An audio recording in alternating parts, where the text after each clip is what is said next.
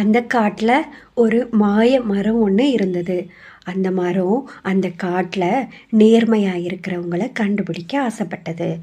அது மட்டும் இல்லை, அந்த மரத்துக்கு ரொம்ப சக்தி இருந்ததுனால அந்த நேர்மையாளரை கண்டுபிடிச்சி அவங்களுக்கு ஒரு புதையலை பரிசாக கொடுக்கணுங்கிறது அதோட விருப்பமாக இருந்தது.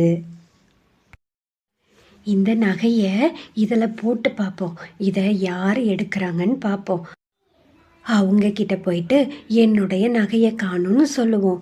அது அவங்க எடுத்திருந்தா உண்மையை சொல்லுவாங்க, இல்லைன்னா ஏமாத்துறாங்களான்னு பார்ப்போம். அப்படியே மிச்சுங்கிற பறவை அந்த பக்கமாக போயிருக்கு. அந்த பறவை அந்த நகையை பார்த்ததும் எடுத்துருச்சு. எடுத்துட்டு அங்கேருந்து வேகமாக கிளம்ப ஆரம்பிச்சது.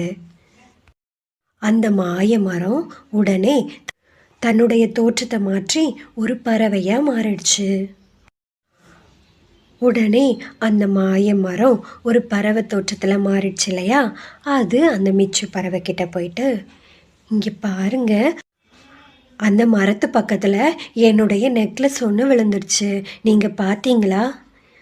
ஐயோ, நான்லாம் பார்க்கல, எனக்கு அப்படி எடுக்கிற பழக்கம்லாம் கிடையாது. நான் கீழே விழுந்த எந்த பொருளையும் எடுக்க மாட்டேன், யாரோட பொருளையும் எடுக்க மாட்டேன். கண்டிப்பாக நான் எடுக்கலை.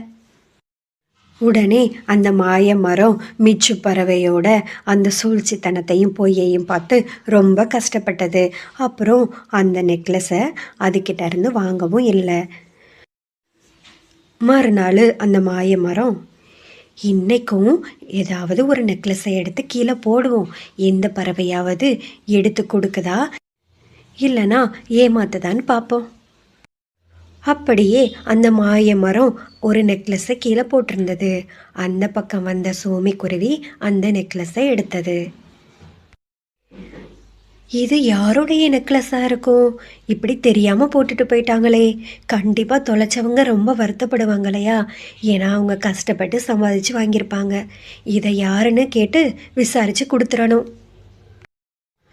உடனே மாய மரம் பறவை தோற்றத்துக்கு மாறி சோமிக்குருவி கிட்ட போயிடுச்சு. என்னுடைய நெக்லஸை காணும், நீங்கள் பார்த்தீங்களா?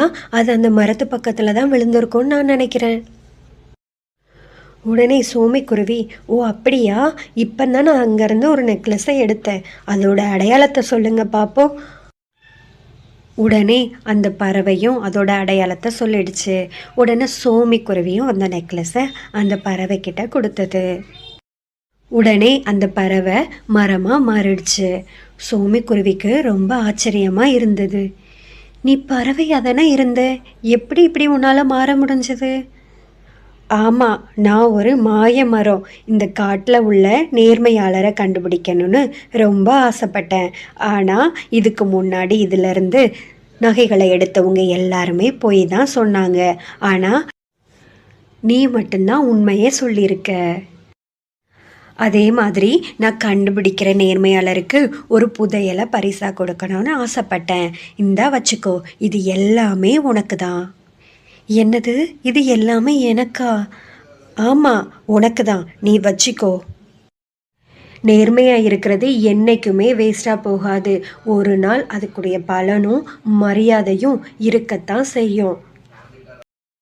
இந்த கதை உங்களுக்கு பிடிச்சிருக்குன்னு நினைக்கிறேன். பிடிச்சிருந்தா லைக் பண்ணுங்கள், சப்ஸ்கிரைப் பண்ணுங்கள். வேறொரு கதையோடு உங்களை பார்க்க வரேன்.